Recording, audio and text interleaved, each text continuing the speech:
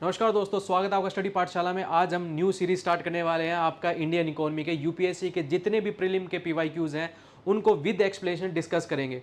Theme base ये रहने वाला है, जैसे आप आज का आपका बेसिक कंसेप्ट हो गया, जैसे देन आपका प्लानिंग कमीशन हो गया, देन आपका monetary policy, physical policy, BOP related, ये सारे टॉपिक्स थीम बेस्ड रहेंगे ताकि आप अच्छे से कंसेप्ट समझ पाएँ और आपके क्वेश्चन अच्छे से अटेम्प्ट हो पाएँ। अगर आप थीम बेस्ड में, अगर मैं कहूँगा कि विद एक्सप्लेनेशन कर तो रहे हैं, बट आप समझिए सबसे पहले इकोनॉमी का इंपॉर्टेंस कितना है। आप देखेंगे किसी भी एग्जाम में, आपका स्टेट पीसीएस एग्जाम हो या जैसे आपका पंजाब पीसीएस है, हरियाणा सिविल सर्विसेज है, या आपका हिमाचल का है, या आपका उत्तराखंड या यूपी या किसी भी स्टेट का, एमपी, राजस्थान, इकोनॉमी एक ऐसा सब्जेक्ट है जिसमें आप ये समझेंगे कि 1/4 या 1/5 क्वेश्चंस डायरेक्टली आते हैं। बट अगर आपको बेसिक कंसेप्ट की क्लियरिटी है तो नो डाउट आप बहुत अच्छे से इन क्वेश्चंस को कर लेंगे। साथ साथ आपको ये भी बताना जरूरी है कि करंट ओरिएंटेड क्वेश्चंस बहुत पूछे जाते हैं आपके इकोनॉमी में। फॉर एग्जांपल मैं ले सकता हूं, जैसे करंट में आपका स्कीम्स क्या चल रही हैं, आपका बजट में क्या क्या मेंशन किया गया है, देन आपका इकोनॉमिक सर्वे में क्या क्या बताया गया है, क्या क्या ग्रोथ की थ्योरी रही है। फॉर एग्जांपल मैं कहूँ जीडीपी की जो लास्ट डिकेड का है वो किस तरीके से चल रहा है, रिसेशन टाइम कब आया था, क्या क्या प्रोसेस रही, क्या न्यू टर्म इसमें इंट्रोड्यूस की गई है, क्या बताया गया है बजट में, थीम क्या रही गई, ये सारी चीज़ आपकी कोरिलेट करती है किससे, आपका करंट अफेयर। प्लस अगर आपको बेसिक कंसेप्ट की क्लियरिटी है तो नो डाउट आप इस क्वेश्चन को बहुत अच्छे से कर पाएंगे। अब आपको मैं इसमें बता दूं कि नंबर ऑफ क्वेश्चन देखेंगे आप 2011 से लेके चलिए आपके 21 क्वेश्चन आ रहे हैं, मतलब 1/4 क्वेश्चन, 1/5 क्वेश्चन, मतलब 20 क्वेश्चन, मतलब आप ये लगा के चलिए एवरेज आप देखेंगे 20 क्वेश्चन है। 20 क्वेश्चन का मतलब समझिए आप कि आपके 40 मार्क्स कितने मायने रखते हैं।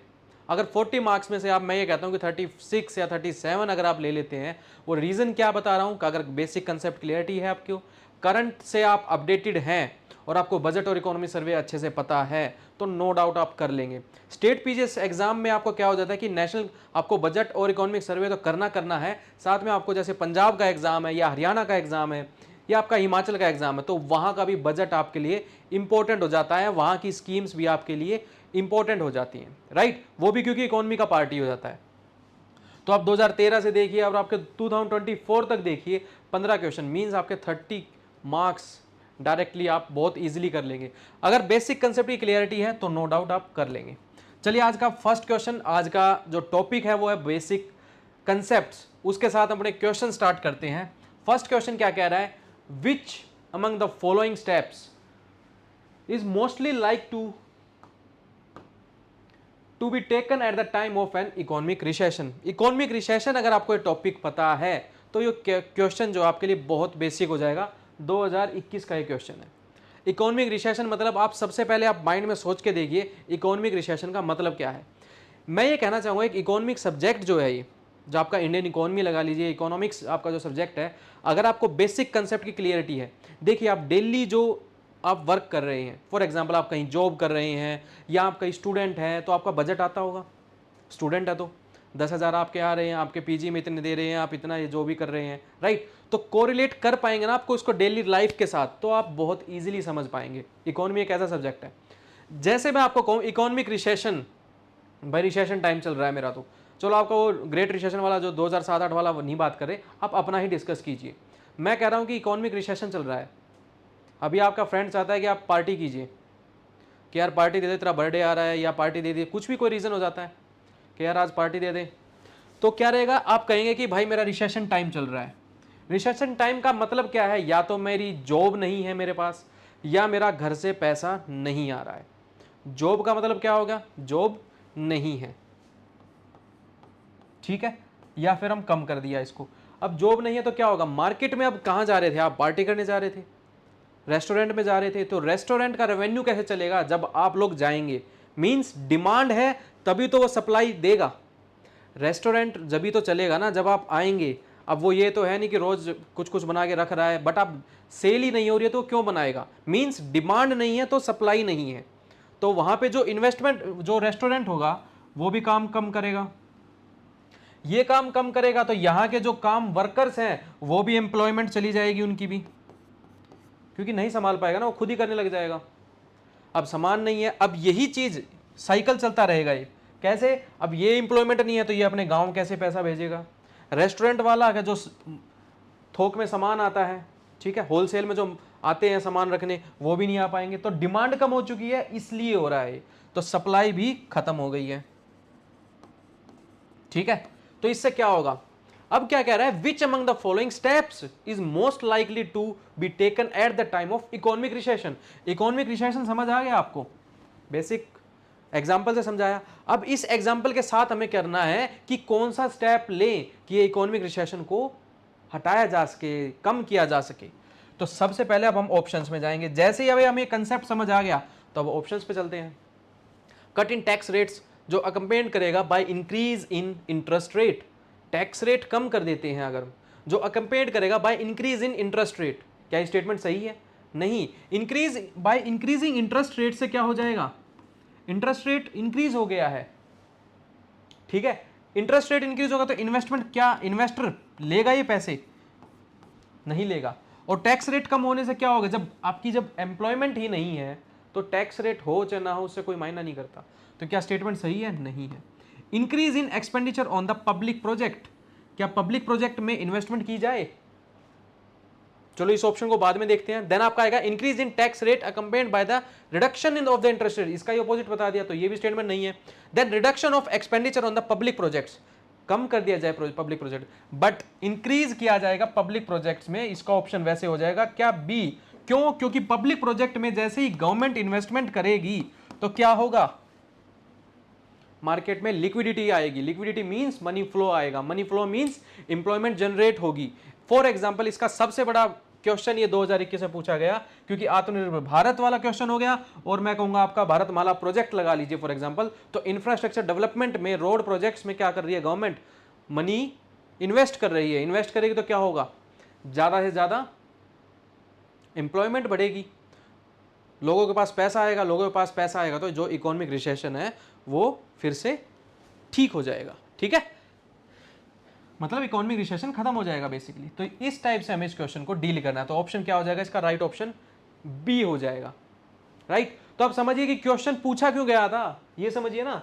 आत्मनिर्भर भारत आफ्टर कोविड, ये इकोनॉमिक स्टिमुलस करने के लिए पैकेज दिया गया 20 लाख करोड़ का, ताकि इकोनॉमी जो हमारी रिसेशन टाइम चल रहा है, जो क्राइसिस टाइम चल रहा है, उस टाइम में गवर्नमेंट ने अपना इनपुट दिया, इकोनॉमी स्टिमुलस देंगे, मतलब एक इतना पैसा इनपुट दिया, इतना इनपुट दिया तो जो प्राइवेट इन्वेस्टर तो करेंगे ही नहीं इन्वेस्ट। अब रेस्टोरेंट वाला क्यों इन्वेस्ट करेगा, उसको जो प्रॉफिट नहीं आ रहा है ना। तो गवर्नमेंट ने इंटरवेन किया, तो इसलिए इसको ये क्वेश्चन पूछा गया आपसे, राइट।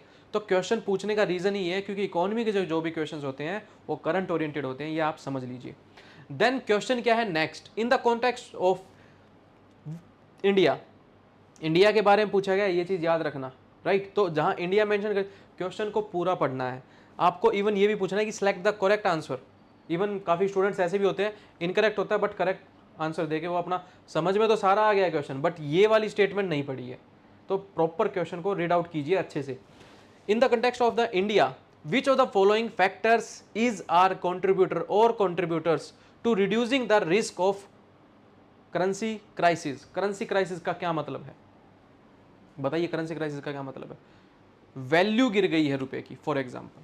तो इसमें क्या कह रहा है कि फैक्टर्स कौन से हैं जो कंट्रीब्यूट करेंगे रिड्यूस, कम करने में जो भी करेंसी क्राइसिस चल रहा है उसके। तो foreign currency earning of India's IT sector, क्या इंडिया की आईटी सेक्टर है, जब फॉरेन करेंसी जब ले रही है वो, आईटी सेक्टर्स क्या करते हैं, सर्विस प्रोवाइड कर रहे हैं फॉरेनर्स को सर्विस प्रोवाइड कर रहे हैं, तो डॉलर में पैसा आ रहा है, तो हमारी करेंसी क्या हो रही है, मजबूत हो रही है। तो earning foreign currency is the right answer, क्योंकि हमारा जो इकोनॉमिक क्राइसिस है, करेंसी क्राइसिस है, उसको तो कम कर रहा है ना। देन आपका आता है increasing the government expenditure, government जब एक्सपेंडिचर कर रही है, क्या इस पे कोई इसका इंपैक्ट पड़ रहा है, रिस्क इन करेंसी क्राइसिस का? कोई इफेक्ट नहीं पड़ रहा। गवर्नमेंट एक्सपेंडिचर कर रही है, वो किस फॉर्म में कर रही है, आपको सब्सिडीज दे रही है, आपको पेंशन दे रही है, रोड इंफ्रास्ट्रक्चर में पैसा लगा रही है, स्कीम्स इंप्लीमेंटेशन कर रही है, हॉस्पिटल्स बनवा रही है, आपके एजुकेशन सेक्टर्स में डेवलपमेंट के काम कर रही है। तो क्या इसका इफेक्ट पड़ेगा करेंसी क्राइसिस पे? क्योंकि इंडिया, कॉन्टेक्स्ट ऑफ इंडिया जो करेंसी क्राइसिस है वो फॉरेन से, अगर डॉलर से हमारा जो रुपया है वो ज्यादा मजबूत होता चलेगा, तो डॉलर की कब होगा ये मजबूत, जब हम एक्सपोर्ट ज्यादा कर रहे हैं। एक्सपोर्ट किसका किया जा रहा है, आईटी सेक्टर से आपका सर्विस प्रोवाइड की जा रही है। Remittance from the Indians abroad, yes, क्या आप भेज रहा है वो घर पे, डॉलर भेज रहा है, राइट। तो दोनों स्टेटमेंट्स आपकी कौन सी करेक्ट होगी, 1 और 3, तो आपका ऑप्शन कौन सा करेक्ट होगा। अब पूछा क्या गया है, सिलेक्ट द करेक्ट आंसर, इसी में मैं कह दूं इनकरेक्ट तो आपका कौन सा ऑप्शन हो जाएगा, सी, बट पूछा क्या गया है करेक्ट, तो कौन सा हो जाएगा आपका B is the right answer, right. इस तरीके से हम इन क्वेश्चंस को करना है, डील करना है।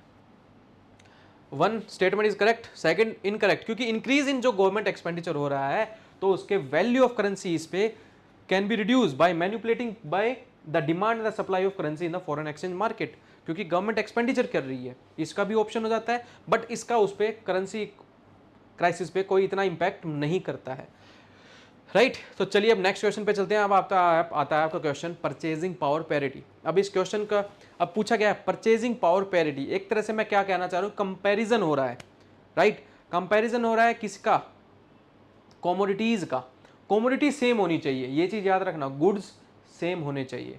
गुड्स सेम होने का मतलब क्या है कि अगर हम शर्ट्स का कंपैरिजन कर रहे हैं इंडिया के कॉन्टेक्स्ट में या किसी भी कंट्री के कॉन्टेक्स्ट में, तो सेम कमोडिटी सेम होनी चाहिए, गुड्स सेम होने चाहिए, ठीक है। मार्केट में चाहे आप मिल्क का एग्जांपल ले लीजिए, चाहे आप आईफोन का एग्जांपल ले लीजिए, चाहे किसी भी कार का एग्जांपल ले लीजिए, किसी भी एग्जांपल लेने मतलब आपका कंपैरिजन कर रहे हैं, मतलब परचेजिंग पावर पैरिटी चेक कर रहे हैं, आप कंपैरिजन कर रहे हैं किसकी, करेंसी की, कि ये कमोडिटी तुम्हारे यहाँ पर किस रेट पे है, ये तुम्हारे यहाँ पर किस रेट पे है, कंपैरिजन है वो, ठीक है। तो परचेजिंग पावर पैरिटी का वही, exchange rates are calculated by comparing the price of same basket of goods and services. Same basket of goods and service means same products होने चाहिए वो इन डिफरेंट कंट्रीज। यस, ये statement सही है। अब आप कहेंगे कि पूरे वर्ल्ड में डॉलर एक स्टैंडर्ड माना गया है, कि डॉलर से कंपैरिजन हो रहा है हर चीज का, डॉलराइजेशन से, है ना, कि इंडिया के कॉन्टेक्स्ट में देखेंगे तो डॉलर, आप चाइना के साथ देखेंगे तो डॉलर, ठीक है। कितने ट्रिलियन डॉलर की अपनी आपकी इकोनॉमी है, चाइना की कितने ट्रिलियन इकोनॉमी है, यूएसए की कितनी है, जर्मनी की कितनी है, ये किस पे डिसाइड किया जा रहा है, डॉलर पे डिसाइड किया जा रहा है ना। तो इसमें क्या गया है, in the term of PPP dollar India is 6th largest economy in the world. तो वर्ल्ड बैंक की रिपोर्ट आती है, उसमें क्या मेंशन किया गया है कि India is the 3rd largest economy. तो आप पूछेंगे फर्स्ट पे कौन सा है, आपको पता होना चाहिए, सेकंड पे कौन हो जाएगा आपका यूएस, और आपका फर्स्ट पे कौन सा है, चाइना। किस कंपैरिजन में, परचेजिंग पावर पैरिटी के कंपैरिजन में। क्या ये स्टेटमेंट सही है फर्स्ट वाली, यस। मैंने आपको बताया ना कि कमोडिटी का आपस में कंपैरिजन करना, purchasing power parity exchange rates are calculated by comparing the price of the same basket of goods and services in different countries. तो A is option is the right answer और आपका B गलत answer, right. तो ए आपका option correct हो जाएगा। आपने statement क्या है, given below above are correct. तो इस तरीके से इस क्वेश्चन को करना है, ठीक है, वेरी गुड। चलिए अब नेक्स्ट क्वेश्चन देखते हैं। 1 इज करेक्ट, सेकंड क्या कह रहा है कि in terms of PPP dollar is आपका India is the 3rd largest. चलिए आपका जीएनपी पे क्वेश्चन पूछा गया है। अब हम देखेंगे एब्सोलूट, पर कैपिटा जीएनपी। पहले जीएनपी पता होना चाहिए, जीएनपी होता क्या है। अब जीडीपी आप सबको पता है, राइट। अभी मैं कहूं जीएनपी इज इक्वल टू क्या करेंगे हम, जीडीपी, ग्रोस डोमेस्टिक प्रोडक्ट्स। अभी इसमें इंडिया के लोग भी हैं, फॉरेन के लोग भी हैं जो इंडिया में काम कर रहे हैं, एक टेरिटोरियल बाउंड्री के बारे में बात की जा रही है, ठीक है। अगर हमारे इंडियन बाहर काम कर रहे हैं तो वहां की जीडीपी में कैलकुलेट होगी उनकी इनकम, राइट। बट जब फॉरेनर हमारे यहाँ पे काम कर रहे हैं तो वो यहाँ पर कैलकुलेट होगी, इस टेरिटोरियल बाउंड्री में कैलकुलेट होगी, ठीक है, वो है जीडीपी। बट जीएनपी क्या है, ग्रोस नेशनल प्रोडक्ट। इसमें मैं प्लस कर दूं नेट इनकम। नेट इनकम का मीनिंग क्या होगा, नेट इनकम का मीनिंग ये होगा कि जो इनफ्लो आया है मनी का, जो हमारे रिमिटेंस आई हैं, जो सर्विस प्रोवाइड करने से, अभी क्वेश्चन किया था ना मैं कि फॉरेनर करेंसी आ रही है, आईटी सेक्टर सर्विस प्रोवाइड कर रहा है फॉरेन कंट्रीज में, तो जो पैसा आ रहा है इंडिया से, इंडिया में, तो वो क्या होगा, inflow, inflow of money minus outflow. Outflow किसका, जो फॉरेनर्स इंडिया में काम कर रहे हैं वो भी तो अपना पैसा बाहर अपने घर पे भेजेंगे, तो वही चीज आउटफ्लो। तो जो नेट वैल्यू निकल के आएगी, नेट इनकम जो निकल के आएगी, वो आपकी जीडीपी हो जाएगा। GDP plus net income is equal to यार जीएनपी, इसको आप माइनस भी कर सकते हैं, वो डिपेंड करता है कि अगर हमें आ रहा है ज़्यादा पैसा जा रहा है और कम पैसा आ रहा है तो वो माइनस हो गया है, अगर कम पैसा जा रहा है, कम पैसा जा रहा है और ज़्यादा आ रहा है तो वो प्लस हो जाएगा, राइट। तो हमारा रेमिटेंस सबसे ज़्यादा आ रहा है तो जीएनपी हमारा ज़्यादा हो जाएगा, राइट। तो जीडीपी प्लस आपका नेट इनफ्लो, तो ये हो गया आपका जीएनपी मींस आपका ग्रोस नेशनल प्रोडक्ट। तो इस तरीके से समझना है। क्वेश्चन पूछा गया है increase in absolute and per capital real GNP. अब नॉमिनल एंड रियल में क्या डिफरेंस है वो हम समझेंगे बाद में। Do not connote a higher level of economic development if, but GNP क्या बेटर होती है, क्या जीडीपी बेटर होती है, ये डिपेंड करता है कंट्री टू कंट्री और डिपेंड करता है सिचुएशन टू सिचुएशन में, ठीक है। ये एक अलग मेंस का क्वेश्चन बन जाता है, बट प्रीलिम के क्वेश्चन पूछा गया है एब्सोल्युटली क्या बोल रहा है, जीएनपी क्या है, इंक्रीज हो रही है। Do not connote a higher level economic development नहीं हो रही है, बट जीएनपी तो इंक्रीज हो रहा है। जीएनपी इंक्रीज हो रहा है मतलब क्या इंक्रीज हो रहा है, इनकम इंक्रीज हो रही है, मतलब ये प्लस फैक्टर है।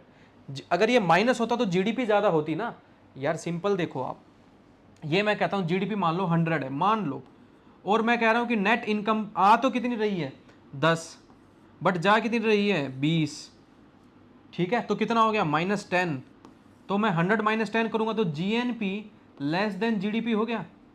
बट इसमें बोला क्या गया है, इंक्रीज इन एब्सोल्यूट पर कैपिटल रियल जीएनपी इंक्रीज हो रही है।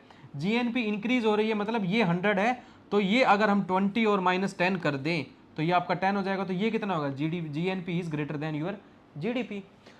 Industrial output fails to keep pace with agriculture output, क्या इसका कोई लिंक है, देखते हैं। अब इसका लिंक किस चीज में होना चाहिए, इसने पूछा economic development. Industrial output fails to keep pace with agriculture. अब डिफरेंस बताएगा, इंडस्ट्रियल आउटपुट तो बहुत बढ़िया चल रहा है बट एग्रीकल्चर आउटपुट इतना पेस नहीं बना पा रहा है, तो क्या इस पर आपका इकोनॉमिक डेवलपमेंट का कोई इफेक्ट पड़ रहा है, नो। नेक्स्ट है agriculture output fails to keep pace with industrial output. अब ये डिपेंड कर रहा है, क्या इंडस्ट्रियल आउटपुट अगर बढ़िया काम कर रहा है, आपका एग्रीकल्चर आउटपुट कम कर रहा है, बट सेम आउटपुट तो सेम आ रही है ना, आउटपुट सेम आ रही है। कहने का मतलब ये है कि अगर मैं 80 आउटपुट इसकी कहूँ, 20 आउटपुट इसकी कहूँ, तो पेस तो सेम नहीं है, बट आउटपुट तो 100 ही आ रही है ना। Same agriculture output fails to keep pace with your industrial output. अगर मैं यही इसको अपोजिट कर दूं तो इसका भी अपोजिट यही हो जा रहा है, तो क्या इसमें इकोनॉमिक डेवलपमेंट पे कोई इफेक्ट पड़ रहा है, नहीं। Poverty and unemployment increases. अब इकोनॉमिक डेवलपमेंट का मतलब क्या होता है आपका, इकोनॉमिक डेवलपमेंट का मतलब क्या होता है, इकोनॉमिक ग्रोथ। इकोनॉमिक ग्रोथ तो बढ़िया चल रही है, अब इकोनॉमिक ग्रोथ बढ़ रही है तो गवर्नमेंट के पास पैसा आ रहा है, गवर्नमेंट के पास पैसा आ रहा है, प्राइवेट इन्वेस्टर्स के पास भी प्रॉफिट बढ़िया आ रहा है, तो क्या होगा इससे, गवर्नमेंट अच्छे से एक्सपेंडिचर कर पाएगी, फिस्कल पॉलिसीज अच्छे से यूज कर पाएगी।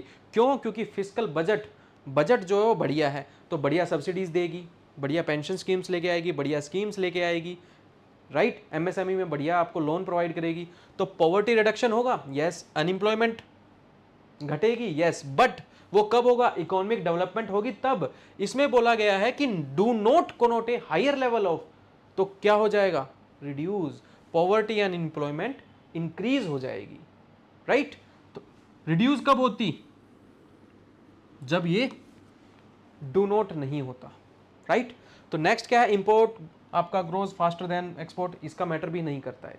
तो आपको C option is the right answer, ये आपको समझना है। इस क्वेश्चन को आप दोबारा भी देख सकते हैं, राइट, खुद करके देखिए, समझ में आएगा नो डाउट आपको। Agriculture growth slow than the industry, ये हमारे लिए मैटर नहीं करता है। नेक्स्ट आपका क्या है कि आपको ऑप्शन भी प्रोवाइड किए जाएंगे, आपको मैं एक्सप्लेनेशन भी प्रोवाइड कर दूंगा, ठीक है, आप ताकि आप घर पे भी जाके इनको अच्छे से पढ़ सके। Which of the following has आपका occurred in India after the its liberalisation economy policy in 1991। 1991 में जब आपकी इकोनॉमिक पॉलिसी, कौन सी पॉलिसीज आई, फाइनेंशियल इमरजेंसी आ गई थी, आई नहीं थी बट काइंड ऑफ हो गया था वो, तो क्या किया गवर्नमेंट ने, कौन सी पॉलिसी आई, एलपीजी रिफॉर्म्स आए, liberalisation, privatisation and your globalisation. अब क्या होगा इसमें, लिबरलाइजेशन, अब हाईलाइट कर दिया गया है लिबरलाइजेशन वर्ड, ना कि प्राइवेटाइजेशन एंड आपका ग्लोबलाइजेशन, लिबरलाइज कर दिया गया है। मींस आपकी जितनी भी पॉलिसीज हैं, आप कैसे रेगुलेशंस हैं, उनको लिबरलाइज कर दिया गया है। तो क्या कह रहा है, share of agriculture in GDP increased enormously, क्या बढ़ा था, उस टाइम पे घटा था, क्यों घटा था, रीजन क्या है घटने का, लिबरलाइजेशन की वजह से इंडस्ट्रियलाइजेशन ज्यादा बढ़ा तो एग्रीकल्चर कम हुआ। रीजन, एग्रीकल्चर की जो जीडीपी थी वो कम होती है। अब एग्रीकल्चर में अब आप देखेंगे कि लेबर की रिक्वायरमेंट होती है, ठीक है। अब ये लेबर फॉर एग्जांपल 200 रुपीज में काम करता है daily per day, but liberalisation की वजह से आप देखेंगे इंडस्ट्रियलाइजेशन बढ़ गई। अब ये एग्रीकल्चर सीजन पे भी डिपेंड करता है, बट इंडस्ट्री क्या करती है आपकी 12 मंथ्स वर्क करती है, ठीक है। अब लेबर को क्या मिल रहा है, यहां पर मैं कहूं लेबर को 300 पर डे मिल रहा है और साथ में आपको जॉब सिक्योरिटी मिल रही है, तो लेबर्स कहाँ शिफ्ट करेंगे, इंडस्ट्री की तरफ। और इंडस्ट्री क्यों इतना पैसा लगा रही है, लिबरलाइजेशन की वजह से, समझे।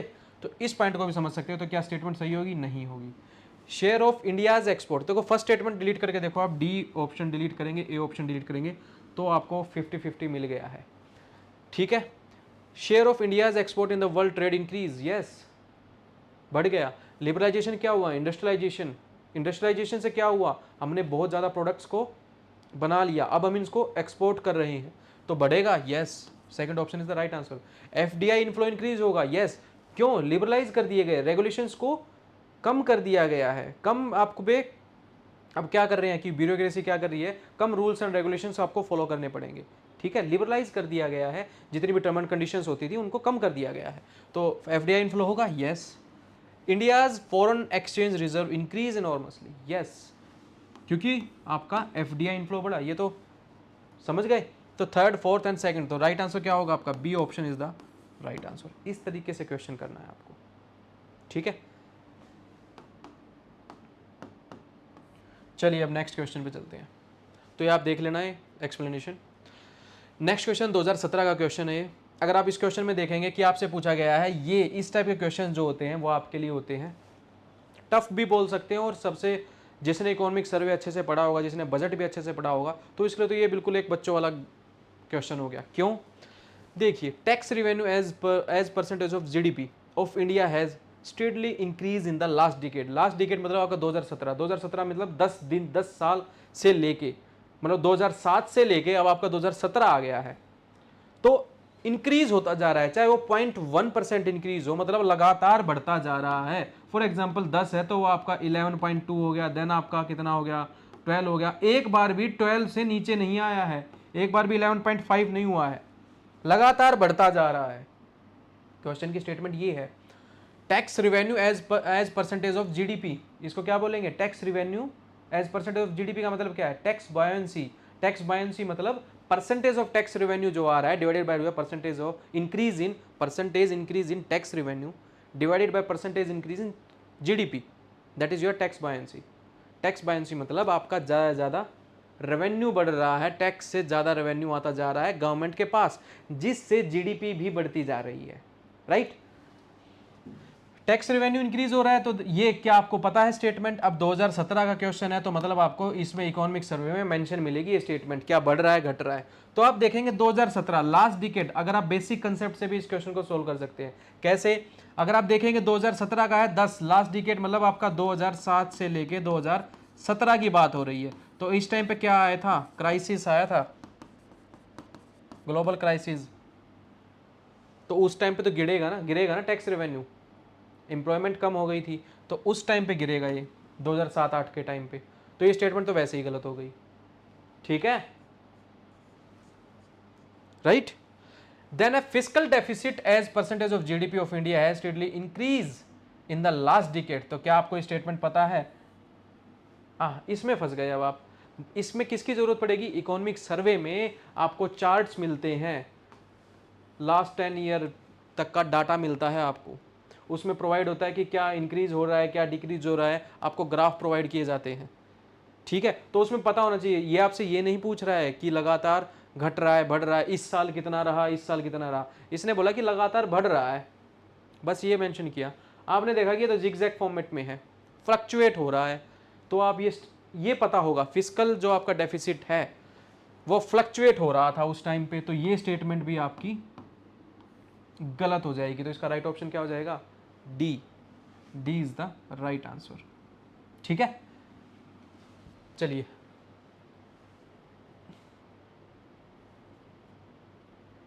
चलिए D option is the right answer. Next question क्या है, 2015 में भी इस टाइप का क्वेश्चन पूछा गया आपसे। 2015 में भी सेम क्वेश्चन पूछा गया है कि the rate of growth of real gross domestic product has steadily increase in the last decade. ठीक है, अगेन आपसे इस टाइप का क्वेश्चन पूछा गया है, the gross domestic product at the market price in the rupee has steadily increase in the last decade. तो इस टाइप के क्वेश्चन में भी ये ऐसे ही सोल्व करना है आपको। अगर आपको इस टाइप की नॉलेज है तो आपको इन क्वेश्चंस को बहुत इजीली कर पाएंगे। अब rate of growth of real GDP, growth पूछी गई है, स्टेडली इंक्रीज हो रही है, राइट। तो आपने देखना कि क्या फ्लक्चुएशन हो रहा है क्या नहीं हो रहा है। ये आपका कहाँ मिलेगा ये डाटा, ये आपका मिलेगा इकोनॉमिक सर्वे में। तो ये स्टेटमेंट इसमें गलत हो जाती है जिसने अच्छे से इकोनॉमिक सर्वे किया होगा। तो देन पूछा गया है GDP at the market price in the rupee has steadily increase in the last decade. तो क्या स्टेटमेंट सही है गलत है? ये स्टेटमेंट सही है। क्यों? क्योंकि इसमें मार्केट प्राइस लास्ट डिकेड 10 साल का अगर डाटा देखेंगे तो आपका जो जीडीपी एट मार्केट प्राइस है वो लगातार बढ़ा है। तो आपका ऑप्शन क्या हो जाएगा? राइट आंसर बी हो जाएगा। चलिए नेक्स्ट क्वेश्चन 2015 का क्वेश्चन है कि substitution of the steel for wooden plough in agriculture production is an example of. For example मैं लेता हूं, यही आपसे ही लेते हैं कि एग्रीकल्चर में अब आप फॉर एग्जाम्पल यूज करते हैं, इसने तो बोल दिया वुडन प्लॉ, बट मैं कहता हूँ स्टील की बजाय आप ट्रैक्टर ले रहे हैं। ट्रैक्टर में भी आप ये कह रहे हैं कोई थ्रेशर मशीन ले रहे हैं, या पहले आप कैसे मैनुअली करते थे, ठीक है, आपका वुडन प्लॉ से ही। अब आप क्या कर रहे हैं, ट्रैक्टर आपने बाय किया है तो उसको क्या माना जाएगा? इन्वेस्टमेंट है ये बेसिकली वैसे तो, ठीक है, टेक्नोलॉजी का यूज हो रहा है। बट इसमें स्टेटमेंट में क्या बोला है? ऑगमेंटिंग टेक्नोलॉजी कौन सी है? तो ये कौन सी होगी? आप इन्वेस्टमेंट करते हैं, ठीक है, वन टाइम इन्वेस्टमेंट है, तो इसको कौन सा इन्वेस्टमेंट बोला जाएगा? बिल्कुल सही, कैपिटल ऑगमेंटेड टेक्नोलॉजी प्रोग्रेस। बस इसमें ट्रैक्टर की जगह आप स्टील लगा लीजिए। लेबर ऑगमेंटेड टेक्नोलॉजी है, नो। कैपिटल रिड्यूसिंग है, no. Capital augmented technology progress है, ठीक है। तो इसमें क्या होगा आपका? B option is the right answer. इसमें बोला गया है कि टेक्नोलॉजी क्या है, एक्सप्लेन करिए कि स्टील प्लॉ जो रहेगा ऑगमेंट द प्रोडक्टिविटी पोटेंशियल बढ़ाएगा of that unit of the capital input on the farmer, more output per same number of the plough, right. तो इस तरीके से क्वेश्चन सोल्व करना है। देन आपसे पूछा गया 2015 में ही है decrease in tax to GDP. Tax to GDP मतलब क्या है? Tax divided by GDP. Simple terms में समझेंगे ना हम, तो टैक्स डिवाइडेड बाय जीडीपी। अब ये क्या कह रहा है? इंडिकेट करता है विच of the following, A decrease हुआ है, मतलब फॉर एग्जाम्पल टैक्स बढ़िया चल रहा है, मैं इसका एग्जाम्पल लेता हूँ। फॉर एग्जाम्पल आपका 50% आपका टैक्स आ रहा है और जीडीपी आपकी मान लो 100% आ रही है, तो 1/2 हो गया, हो गया। अब आपका टैक्स हो गया कम, टैक्स कम कितना हो गया? फॉर एग्जाम्पल 25 हो गया, बट जीडीपी तो आपकी फॉर एग्जाम्पल चल रही है 100 ही, तो टैक्स टू जीडीपी रेशियो कितना हो गया आपका? 1/4, ठीक है। Decrease in tax to GDP ratio of the country indicate क्या कर रहा है? इकोनॉमिक ग्रोथ कम हो रही है। यस, रीजन क्यों है इकोनॉमिक ग्रोथ कम होने का? रीजन क्या है? टैक्स जितना आता है गवर्नमेंट के पास, चाहे आपका डायरेक्ट टैक्स की फॉर्म में आए या इनडायरेक्ट टैक्स की फॉर्म में आए, अब टैक्स जितना आएगा गवर्नमेंट के पास, समझ रहे हो, तो क्या होगा? उतना ही ज़्यादा इकोनॉमिक डेवलपमेंट होगा, उतना ही ज़्यादा आपकी इकोनॉमिक ग्रोथ होगी। तो डिक्रीज हुआ है टैक्स का, क्या ये स्टेटमेंट सही है? ये स्टेटमेंट सही है। Less equitable distribution of the national income, of national income, less equitable distribution of by the government बोलते, तो पेंशन दे रही है, सब्सिडीज दे रही है, वो बात मानने की थी। ऑफ नेशनल इनकम, क्या इसका इस पे इफेक्ट है? नो, इसका इस पे कोई इफेक्ट नहीं है। इक्विटेबल, लेस इक्विटेबल डिस्ट्रीब्यूशन कौन दे रहा है? अब जब आप काम करेंगे तभी तो आप इनकम जनरेट कर पाएंगे। इनकम नेशनल इनकम में तो प्राइवेट आदमी की भी जुड़ रही है इनकम, एक सरकारी आदमी की भी जुड़ रही है, ठीक है, ऑर्गेनाइज सेक्टर के सबकी जुड़ रही है। बट इसमें क्या बोला है? लेस इक्विटेबल डिस्ट्रीब्यूशन होगा इसकी वजह से। क्या इसका कोई इससे रिलेशन है? तो इस चीज़ से इसका कोई रिलेशन ही नहीं है। तो आपका स्टेटमेंट कौन सा करेक्ट हो जाएगा? ए ऑप्शन राइट हो जाएगा, ठीक है। तो इसका ए ऑप्शन राइट है, तो आप ये अपने देख लेना। नेक्स्ट 2014 क्वेश्चन है, if interest rate is decreased, economy में इंटरेस्ट रेट डिक्रीज कर दिया गया है, मैं इसी का दोबारा से एग्जांपल लेता हूँ। फॉर एग्जांपल आप 100 रुपीज़ बैंक से ले रहे हैं, आप पे 10% इंटरेस्ट रेट लग रहा है, तो कितना हो गया, 1 साल बाद आपको 110 रुपये देने पड़ेंगे। सेम मैं कहता हूँ 100 रुपीज़ आपका क्या कर दिया गया है, इंटरेस्ट रेट को डिक्रीज़ कर दिया गया है, मतलब 5% कर दिया गया है। अब आपको कितना देना पड़ेगा, 105 देना पड़ेगा। तो मैं यही कहूँगा कि आपका यहीं पर कितना प्रॉफिट हो गया, 5 रुपये का प्रॉफिट होगा। अब ये लाखों में बात करूँ मैं, करोड़ों में बात करूँ मैं, तो आप ज़्यादा ज़्यादा इन्वेस्ट करेंगे ना। इन्वेस्टर क्या करेगा, इस टाइम पे पैसा उठाएगा। क्यों उठाएगा, क्योंकि इंटरेस्ट रेट कम है। तो देखते हैं, decrease in consumption of expenditure in the economy, increase the tax collection of the government, increase the investment expenditure in the economy. Basic से अगर आप इन क्वेश्चंस को करेंगे तो बहुत इजीली होगा। तो क्या आंसर हो गया अपने आप में, ये C option is the right. ऐसे करना है, ठीक है। तो और स्टेटमेंट करके देखो, increase in the total saving of Indian economy in the economy, क्या कोई है मैटर इसका, नहीं। क्यों, इंटरेस्ट रेट डिक्रीज हुआ है, मानने की बात है, डिक्रीज हुआ इन द इकोनॉमी में, बट इंटरेस्ट रेट डिक्रीज होने से आप क्या करेंगे, increase in total saving decrease कर देंगे ना। अब टोटल सेविंग, आपको भी तो इंटरेस्ट रेट कम मिल रहा है। Increase the tax collection of the government, tax collection पे क्या रोल है इसका। Decrease the consumption expenditure in the economy, consumption expenditure पे इसका क्या रोल है। क्यों, क्योंकि बात किसकी हो रही है, इन्वेस्टमेंट की बात हो रही है, इंटरेस्ट रेट की बात हो रही है। तो आपका ऑप्शन अपने आप में ही सी हो जाएगा, राइट। तो इस तरीके से हम इनको राइट डाउन करेंगे। तो आपका C option is the right answer. Next question है आपका, consider the following liquid asset. Liquid asset मतलब करेंसी है, मतलब किसकी सबसे ज़्यादा लिक्विडिटी है।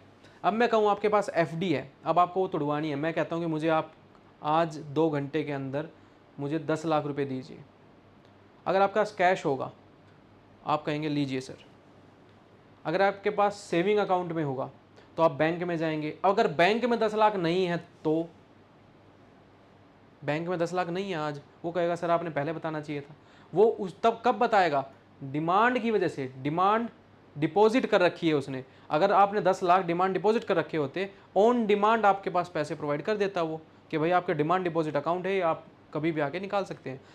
ऊपर से आपकी एफडी है, एफडी है तो वो इन्वेस्ट कर चुका है बैंक आपके पैसे को, क्योंकि आपकी 1 साल की एफडी है, उसमें भी आपको टाइम लगेगा। तो कहने का मतलब ये है, तो इसमें क्वेश्चन क्या बोला है कि लिक्विड एसेट्स कौन कौन से हैं सबसे ज़्यादा, जो सबसे जल्दी आप यहाँ प्रोवाइड कर सकते हैं, कि कैश आप सबसे जल्दी ला सकते हैं, डिमांड डिपॉजिट आप सेकंड नंबर पे ला सकते हैं, देन आप सेविंग अकाउंट वाला लेके आ सकते हैं, देन आप एफडी वाला, एफडी मतलब आपका टाइम डिपॉजिट लेके आ सकते हैं। तो अब आप करके देखिए, फोर्थ सबसे जल्दी आप यहाँ के कौन सा पैसा ला सकते हैं, currency, then demand deposit, then saving deposit, then time deposit, means आपका एफडी। तो कौन सा है ऑप्शन 4 1 3 2, कौन सा है, डी। ठीक है, लिक्विड एसेट पूछा गया है डायरेक्ट, किसकी सबसे ज्यादा लिक्विडिटी है, राइट। नेक्स्ट क्वेश्चन है, economy growth in country x. किसी और कंट्री की बात नहीं हो रही है, एक कंट्री की बात हो रही है, कंट्री एक्स अपने आप में। Will necessary have to occur if, economic growth करनी है, ठीक है, इकोनॉमिक ग्रोथ कंट्री करनी है, तो पूछा गया है there is a technical progress in the world economy. क्या वर्ल्ड इकोनॉमी से कंट्री की इकोनॉमी पे कोई इफेक्ट पड़ेगा, क्या इसकी इकोनॉमिक ग्रोथ होगी। सब अपने अपने घर में ध्यान दे रहे हैं, हाँ इन आप टेक्नोलॉजी हेल्प कर देगा, टेक्नोलॉजी हेल्प करने से क्या होगा, कुछ भी नहीं। तो क्या स्टेटमेंट होगी सही, नहीं।